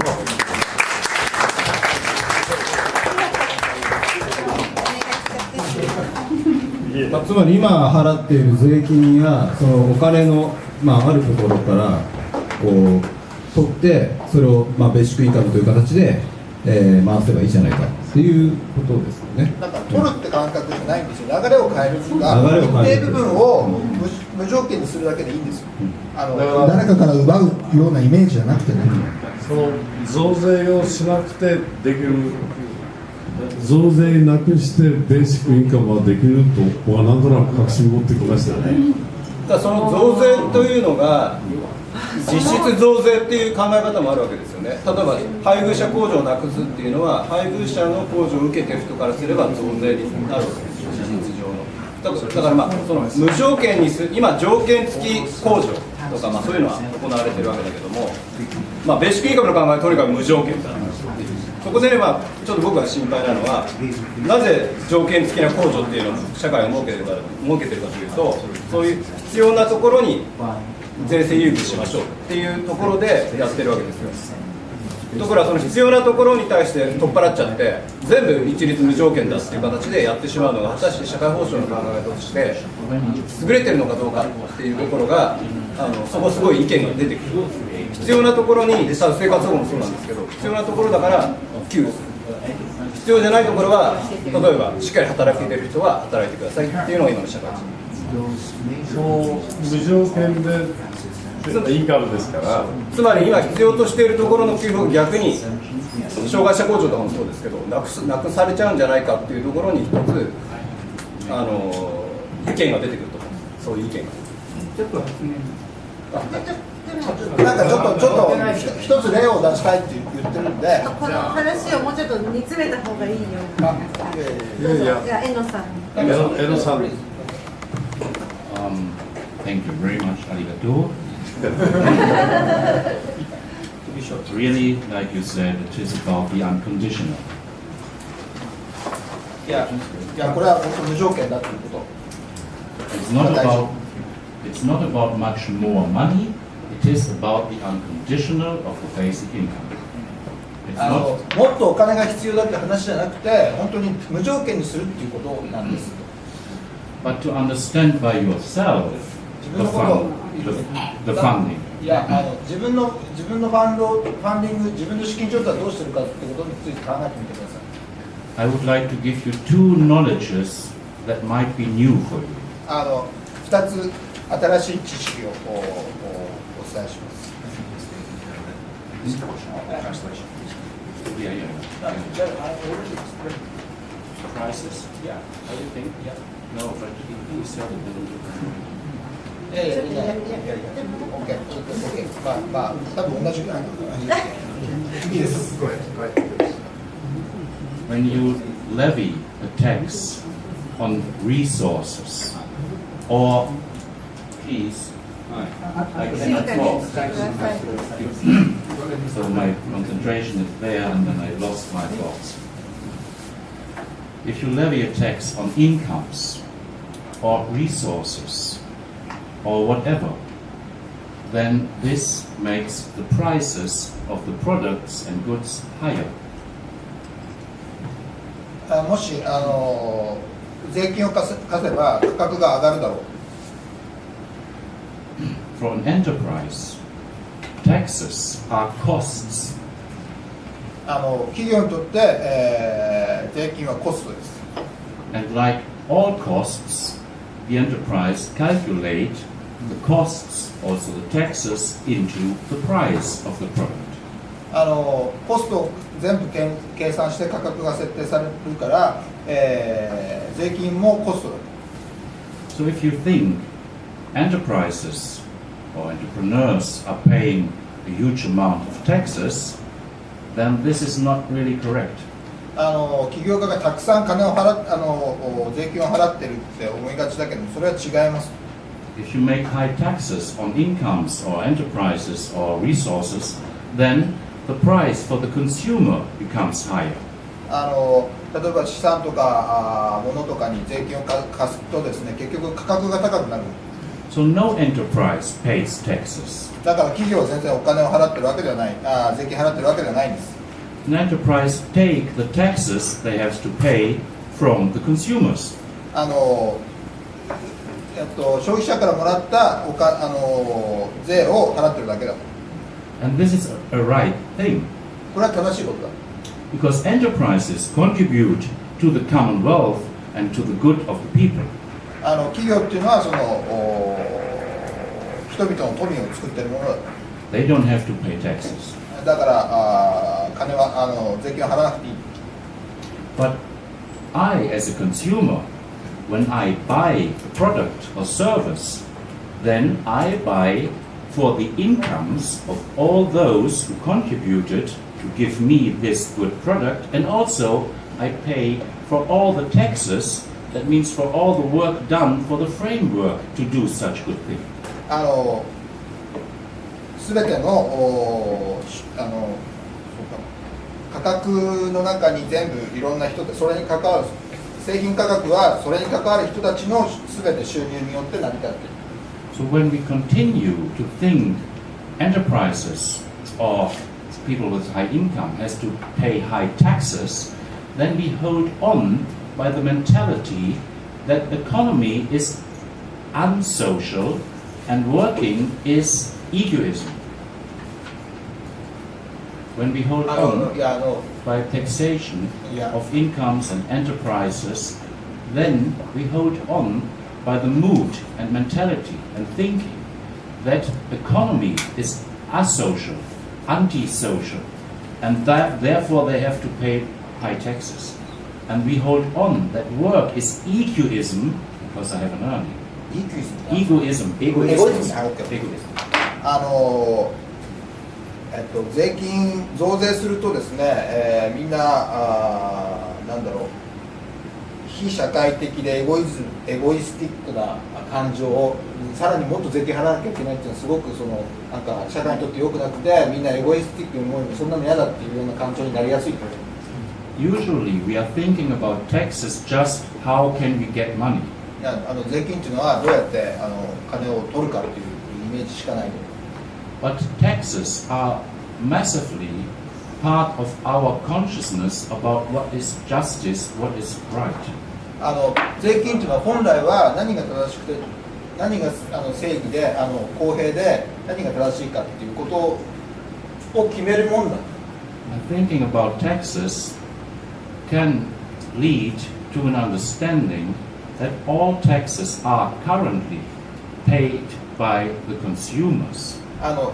現在、全ての税金というのは実は消費者が払っています。 And that this is right. これは全く正しい。 Because egoism is by the side of the consumers. They take good things for themselves. エゴイズムっていうのはなんだろう、コンシューマーが消費者が自分が欲しいものを買うっていうのはまさにそれはエゴである。 So this is not to blame egoism. This is just the fact. You do it for yourself. You take the products from other for yourself. それ自体をだから責められるものではなくて自分が必要なものを買うんだからいいんじゃないっていうことですね。 And to do something for others. So what enterprises are doing, people doing that are working, what the people in the public sector are doing, that is not selfishness. That is to do something for others. で企業がやってるってことは誰かのためにやってることだからやってることなんです。 I'm focusing on this point so strictly because we will not have a change in the running situation if we don't change the understanding and conception. 理解とかコンセプトを変えればいいんであって今の現状を変える必要実はない。 If we are living in the conception that the money should come, please, can we have bit silence? 静かにしてください。 It interrupts, if you are talking, it interrupts everything.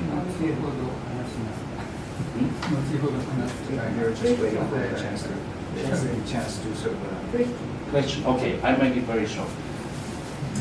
But I think it's important to say, if we are holding on by a conception that the money should come from the rich, then we are not in a democracy. Then we are in a feudal society. なんだお金が金持ちからやってくるっていう考え方自体が封建的な考え方である。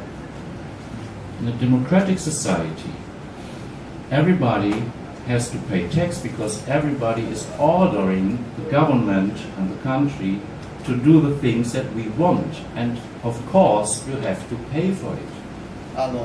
民主主義の社会では政府に対して我々が必要なことをやってもらうんだから当然それに対して払うということは正当である。 Always to think the rich has to pay means we are not on the same eye level, we are very different. The rich are the powerful, important. 金持ちが払えっていうのはちょっとおかしな言い方で、その人たちが力を持ってるっていうことを、ある意味我々がそれを認めてるっていうこと。 And this is not just an ideology, this is the fact. Every taxes are in the prices of the goods and services paid by all of us as consumers. 消費者で全てのその税金は、消費者によって本当は価格の中に入ってるから消費者によって払われている。 This is the first knowledge. それが最初の知識です。 The second is the price of something like this product, this good. The price of this is not money for the stuff, for the material. 価格の中に物自体の値段は入ってない。 If you buy a fish on the market, you don't give the money to the fish. 市場で魚買っても魚に対してお金は払われない。 The fish already is dead. 魚も死んでる。 And even if he would still live, he cannot do anything with money. いやもし魚も死んでるし生きてだってお金なんてねどうしようもないでしょっていう話。 You also give the money not to the ocean. 海にも払ってない。 Because the ocean feeds the fish, but the ocean will say, sorry, but this is pollution for me if you give money to me. いやもうそうか海に金投げたらそれは汚染でしかないと。So you see, the money for the fish or the money for anything is money for income for the people who worked on it, that you can get the fish or you can have this. The whole price is incomes for people. だからその全ての価格は誰かの収入である。 This is important to know because normally we think, oh, the material, the stuff is expensive. No, the stuff costs nothing. The price is income for other people. いやみんな誤解してると物自体が高いんだと思ってるけど全部収入が誰かの収入だ。 So money is always money from people to people. お金っていつも人から人へ流れてるものなんだ。 By this, if you understand this, it's not so difficult to think, okay, we make an amount of taxes in the prices to pay the unconditional basic income. Because every money what we are spending is for income. 我々が使ってるお金って全て誰かの収入なんだから、その一定部分をその無条件のベーシックインカムのための税だっていうことに決めればいいだけの話なんだ。はい。No questions. だからねみたいな話なんですけど、とりあえずじゃあ質問の方はい、ちょっとね、そうですね。会長の方で、じゃあ質問ある方手を挙げてください。じゃあそちらの、マスクされてる女性の方。いやでもずっと話最初に2人でいいんですか？マイクに合わせて近くに来て喋ってく近くにださい。来て話してもらいます。マイクは伸びません。伸びない。で、あとすいません、なるべく質問短く端的にお願いします。プレゼンテーションを。ベーシックインカムの考え方ですけども、お金を配る、社会保障をとして配るということで、まず配る人、やはりすべての人、富裕層に配る必要はあるんですよ。すべてのこの日本の中の各社会で、これから生活を立て直していかなきゃいけない人に、配る必要があるんじゃないかと思います。例えば、月収20万円に、配る必要があるんじゃないかと思います。この中で、公募、法人管理、官僚、すみません、質問は一つというか、お金持ちにも払う必要があるのかってことですよね。そうです。はい、じゃあそれに対する答えを。Arigato, thank you for this question. 質問ありがとうございます。 This is a very important question. これ非常に重要な質問です。 This is what all people think at the first place. これはまず多くの人がまず最初に思いつくものになります。 Why for the rich? なぜ、豊かな人にもこれを提供しなければいけないのか。 That question makes a big contribution to understand an unconditional basic income. この質問について考えるということを通して、これが無条件に全員に向けて与えられるものであるということ、この理解につながっていきます。 An unconditional basic income is not social benefit. 無条件のベーシックインカムというのは、ソーシャルベネフィット、社会保障ではありません。 An unconditional basic income is not for those who need it. これはまた必要とする人に与えるものでもありません。 Or to say it in a different way, everybody needs a basic income. これは言い方を変えるとすれば、すべての人がベーシックインカムを必要としているのです。 Everybody, inevitable, needs a basic amount to survive. これはすべての人が不可避的に、最低限のお金を必要としているという状況があります。 And we as a society give us this basic amount that inevitable everybody needs to live unconditionally. そして我々は社会としてこのすべての人に生きていくために必要とされる最低限のものを提供するということを決意するわけです。 We don't exclude a part of the society. したがって我々は社会のある特定部分を排除するようなことはいたしません。 It is not social justice. これはまた社会的な正義を実現するための施策でもありません。 It is not your emotion about justice or not justice. またこれはあなた方個々人の、正義とはどういうものであるべきかという感情的な問題とも関係のないものです。 It is not related to a specific individual demand. Specific, particular. Yeah. 何か特定の要求を満たすためのものではない。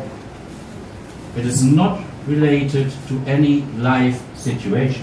またこれは個々人の人生の条件、状況に適用したものでもありません。To give help to those who needs our help, we have the social solidarity and loyalty, and we have to remain by giving help to those who really need our help. It wasn't. No. Again.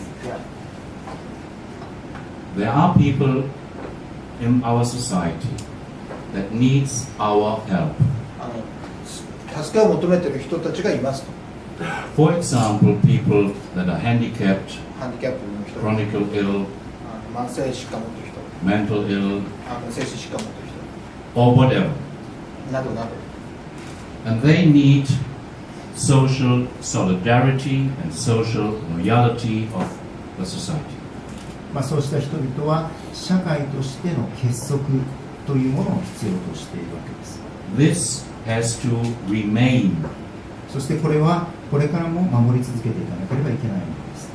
But in the height of the basic income, it has not to remain.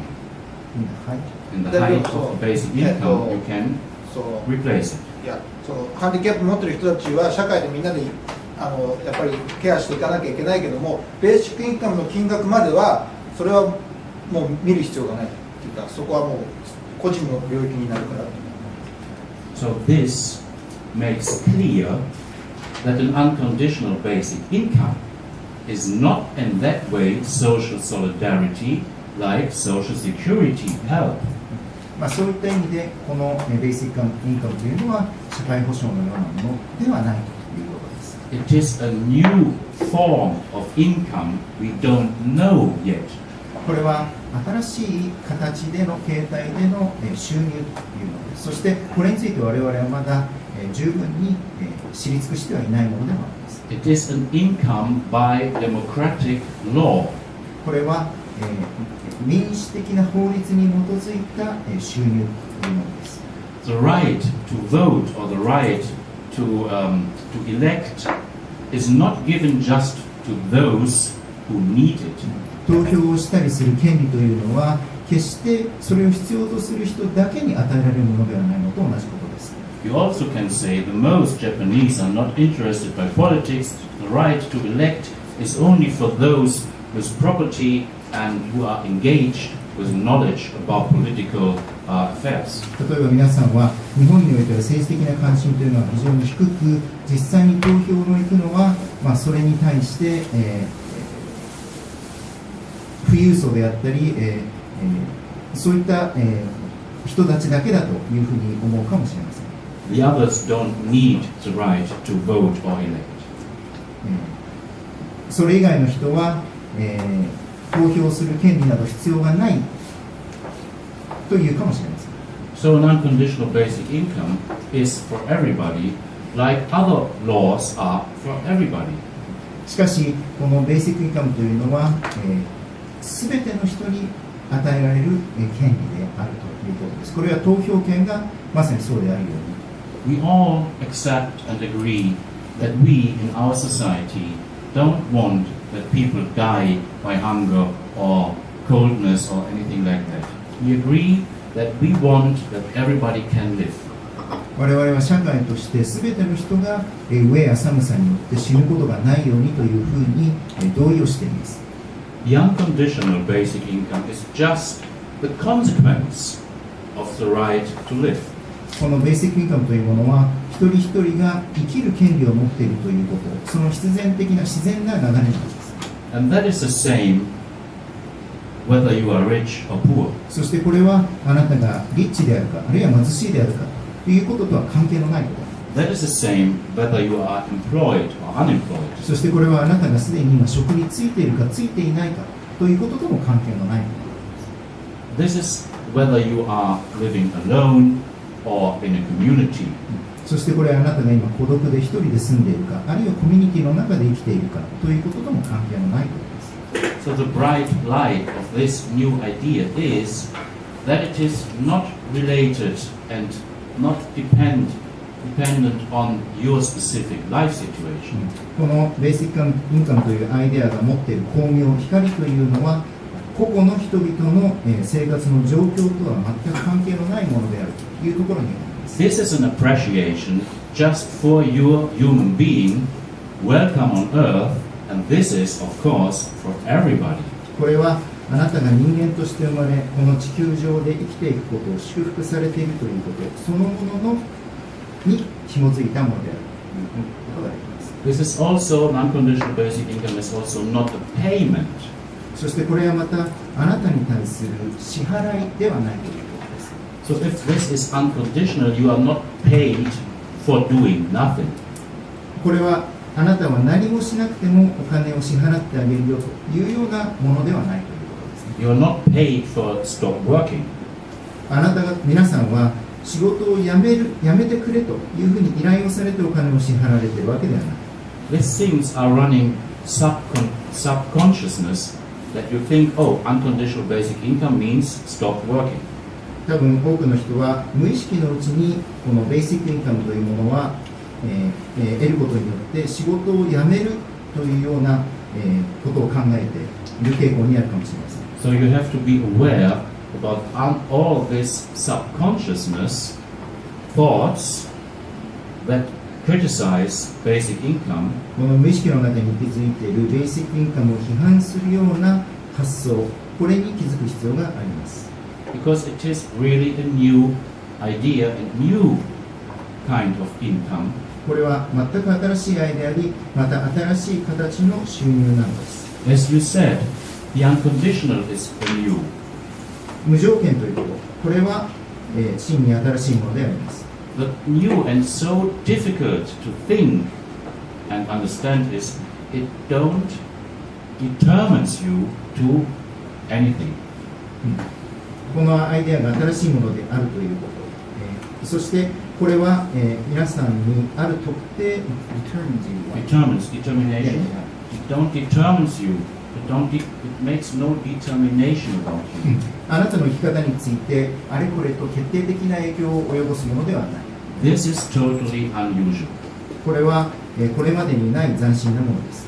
Ordinary common is if I give you something, I determine you to do something or to behave in a specific way. 一般的にはもし私があなたに何かをあげたならば、それによって私はあなたにある特定の行動をするようにというふうに決定することができるものですが、 Therefore, your question is so important. このように今いただいた質問というのは非常に重要なものです。 Because it makes clear that social solidarity, like we have it in the social system, has to remain and even become much better. この質問について考えることを通して我々が社会的に結束をしていかなければいけないということ、これについて考え理解を深めることができるのです。 But the most of the today current social benefit security payments are no longer necessary. しかし今日ある社会保障というものは、もうほとんどいらなくなるだろう。いらなくなるだろう。 And an unconditional basic income is much better than every social security payment of today. 無条件のベーシックインカムというものが導入されれば、この社会保障というものは、いらなくなっていくでしょう。 In Japan, only 20% of those who would have the right to take social benefit security payments do it. Only 20%. 日本においては、社会保障を受け取る権利のある人の中でも結局 20% しか、それを得ていません。 80% prefer to make suicide or to live in total poverty because there's undignity that is bounded by the current social system. それ以外の 80% の人は孤独に生きるか、あるいは尊厳を失われた状態で生きることを選んでいるわけです。 Because in the current social system, it remains that the people are ordered, that the people are ruled, that there is power above the people, people are disciplined. This is awful. 現在の社会制度の中では人々は支配され、そして抑圧され、それは間違った規律を与えられ、こういった 80% の人が本来自分が受け取ることが受け取れないというような状況になってしまっているわけです。What kind of stupidity and brutality is it それはいかに愚かで悲惨で残酷なことでしょうか。 to don't give single mothers a huge amount to live? 例えばシングルマザーに対して与えるべきものを与えないというこ But to say you have to work for your money. と、むしろあなたを、そういった人たちに対してあなたを働かなければいけないというようなことを言う。 Mothers do the most important work in the society. 母親は社会の中で最も重要な仕事をする人たちです。 It's just that the men don't know it.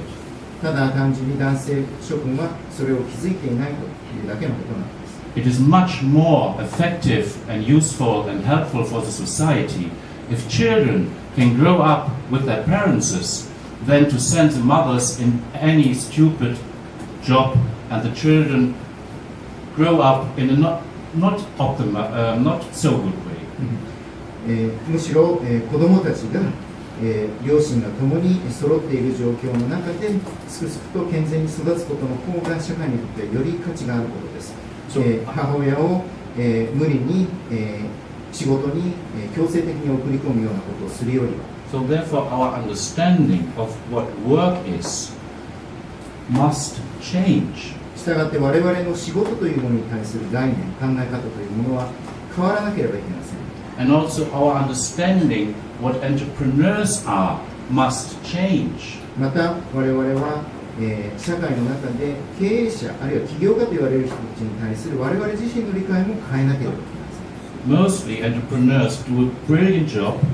ほとんどの場合、そういった起業家たちは非常に素晴らしい仕事をしています。 They bring together capacities of people with demand of people. 彼らは、人々の能力とそれから人々の欲求をマッチングさせるという仕事をしているわけです。 It's not helpful in a society to blame each other. 社会において、お互いを責め合うということは、全く、得にもなりません。 It is much more helpful to understand each other. 相互に理解し合うということの方がより重要であるわけです。 With non-conditional basic income. 次の質問。 Sorry. Yeah. Okay. ね、次の質問。ちょっともう聞ける人たちの聞きたいことがたくさんあると思うんで。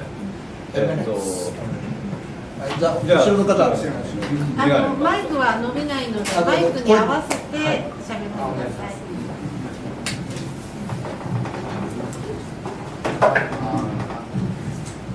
はい、ありがとうございます。質問なんですけど、ベーシックインカムそのものの概念なんですけども、生活基本金を支払うというふうになってますけれども、生活基本金というのはこれは、一般的にこれぐらいが平均だと言われる生活水準を保てる金額なのか、それとも飢え死にしない程度の金額なのかということです。日本国憲法では健康でご家庭的な最低限度の生活という言葉がありますけど、そういうことなのかということと、あと金額、これ会社から払われる賃金だと物価などによって地域で差が出ますが、ベーシックインカムだと差がないということでしょうか。So how do you determine the amount of money that's going to be provided with this initiative? In other words, would it be the price of this basic income? How would you determine the price or the height? The height. So the height is a democratic question. Imagine if you are talking about the height of the basic income. This is a very interesting discussion in the society, and that's about it. It's a democratic question. What you decide, what you think is enough to live. And also this discussion hires your consciousness, makes clear how we are thinking. So there's no fixed answer. This is a progress. この質問に対しては決まった答えはありません。各社会において生きていくために必要な金額とは果たしていくらであるのかというディスカッションを民主的にする中で定めていくものとしかここで答えようがありません。And by implement the basic income, it can start with a low amount, much lower than enough to live. It can start step by step over a term of 15 years or something like that. It will not come at one big bump. 例えばまず最初に、非常に低い金額から始めて15年ぐらいの時間をかけて徐々に上げていって適正な価格を見極める等のやり方は当然あるかもしれません。 So of course we need step by step and look carefully how it works, if you have to change it, to learn by doing and to go over a period of time to implement it carefully, very intelligent, and to learn what can be done better, how is it in the right way. 実際にこういったものというのはステップバイステップにいろんな試行錯誤をしながらコミュニティとして学習を注意深く積み上げていってこういった適正な価格を見極めるというようなことになるわけです。 Like enterprises do it and never ask what are the reasons why it cannot work, but ask in every time what can we do that we find the solution. So in the society we also should not ask why can that not be, but to find out what is the solution. 例えばこういったことというのは企業社会においては企業家たち経営者たちが日々実験を積み重ねながら的確なことを見極めるために試行錯誤をしていますけれども、これと同様なことが我々の民主社会の運営においても当てはまるというわけです。地域ごとの物価関係なくても絶対一律ではベーシックインカムそれも含めて話し合いでっていうのがあって、じゃあ次の質問で。これちょっと重要なことを先ほど質問で受けて、皆さんでシェアしたい質問一つあるんですけど、いろんなところでいろんな方に言われたんですが、江野さんのスイスでの生活基本金カルチャルインパルスはどこで見れるんですかという質問、今日もいただきました。そしていろんなところでいただいてるんですけれども、それまず訳していただいていいですか。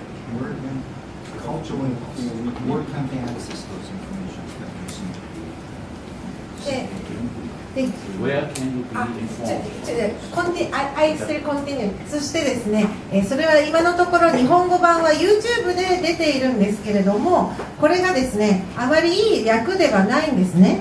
で、江野さんはこれを、お聞きしたらやはり美学があるから、できたら字幕ではなく本当に美しい言語で、こう完璧な翻訳で声優さんに喋ってもらう形で、本当はそれを日本語版を作りたい思いがあるそうなんですよ。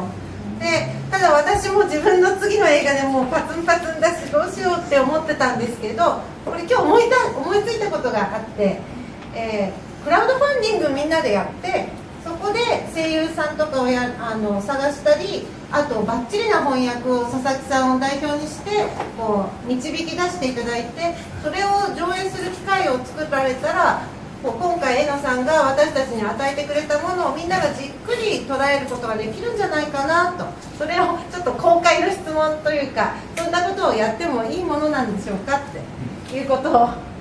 で、ちなみにそこにいらっしゃるシネクラフトは映画の配給会社で、配給会社の社長さんもいらっしゃいますし、みんなの力を合わせればそれができるんじゃないかしらというのがアイデアと質問なんですけど。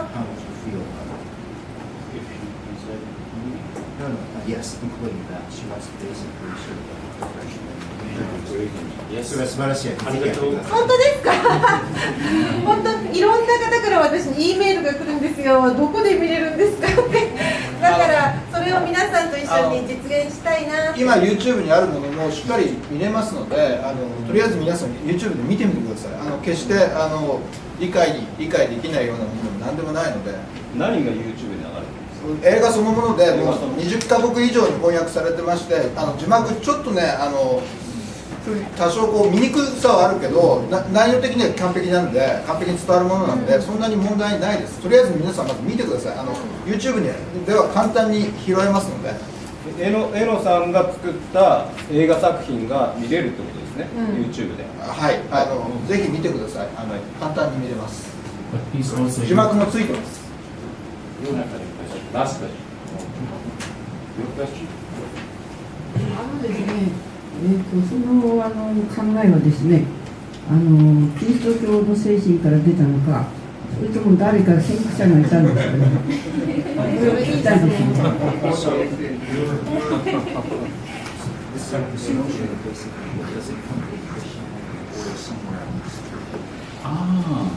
I think Buddha starts with it.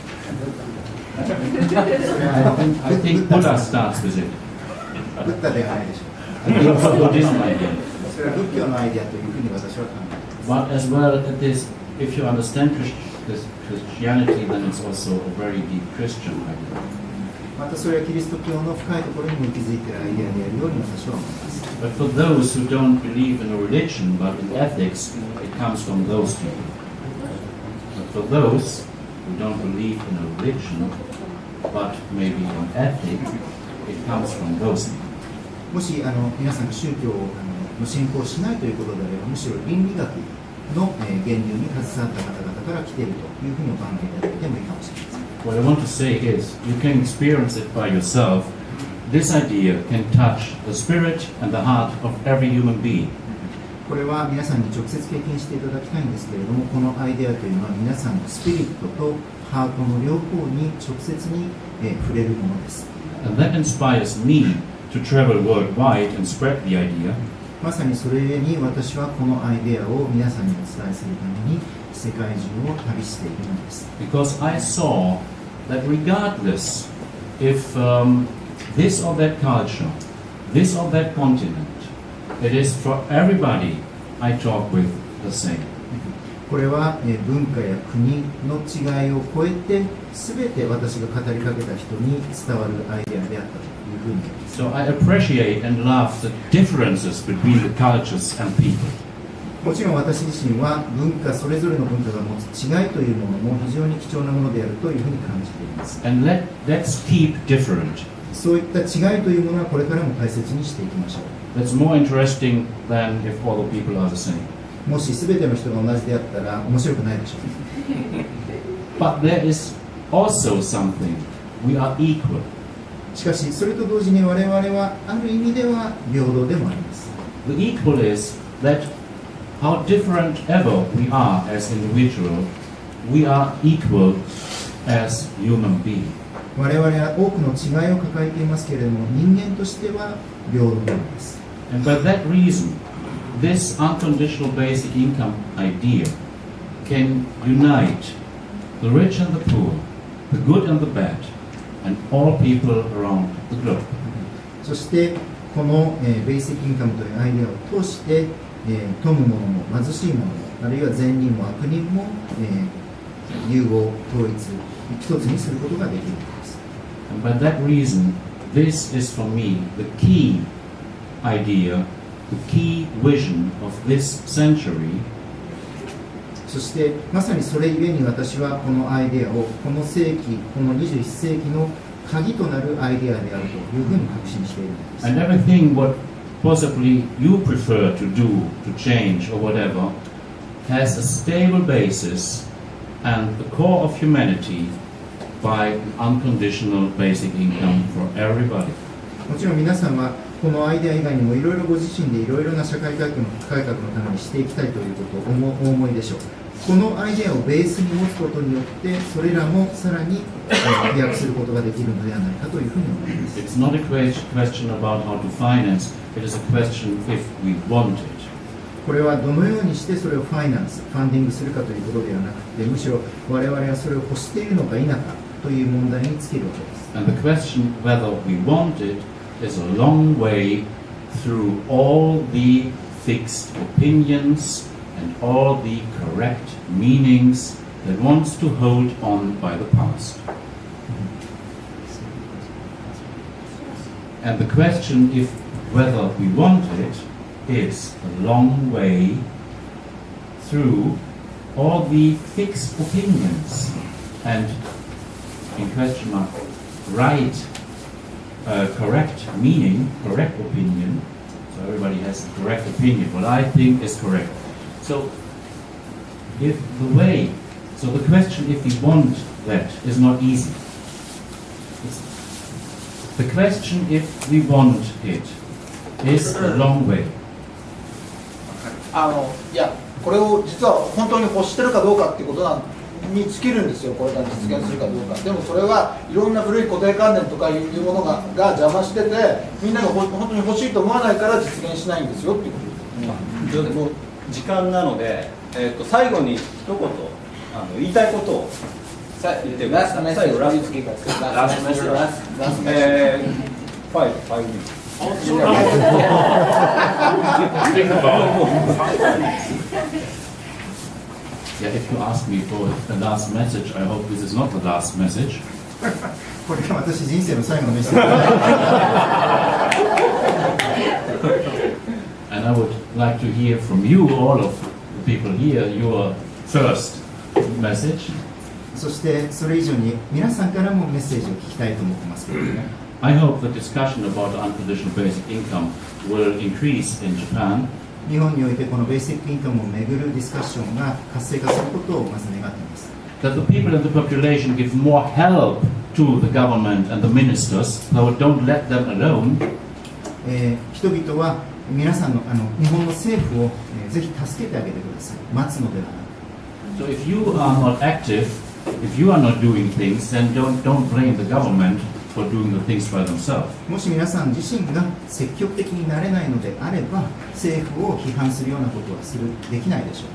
So you have your Fukushima, the United States have the Trump, and both I think is similar in that way that you understand and that is inevitable to say we have to do the things more by ourselves. 日本においては福島があり、アメリカにはトランプがありました。これは何を意味しているかというと、我々自身がもっと何かをしなければいけないということを意味しているわけです。And so by that reason, for me personally, I am inspired by you. そういった意味でも皆さん自身に私自身が大きなインスピレーションをいただきました。Because I experienced a strong country. 私は、ここに来て強い国が存在するということを実際に経験しました。I experienced strong people.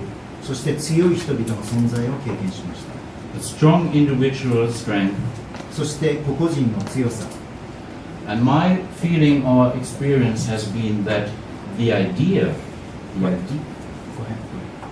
My feeling and experience has been that the idea of unconditional basic income, what it really means, is living in the population. そして私がここで皆さんにお伝えしようとしているベーシックインカムのアイデア、これはすでにここに生きる人々の中に息づいているものです。So not the words, not the consciousness, but the idea itself in its deeper meaning is living. これはアイデアあるいは意識というようなものではなくて、これはまさに生き生きとして生きているものなんです。And this idea is not about a speculation to the future. そしてこのアイデアは将来どうなるだろう、ああなるだろうという予想をするためのものでもあります。This idea is much more to discover the current situation. このアイデアを通して我々は現代というものを再発見することができるようになるんです。To discover the current hope and dreams, the current tears and the current spirit. 現代の、希望、そして hope, tears, 涙、spirit, そしてそこに生きるスピリット、これを発見することができるんです。will, 意志。So everything what is really living, but not in the current system. It's not written in the current system, but it's living in the people.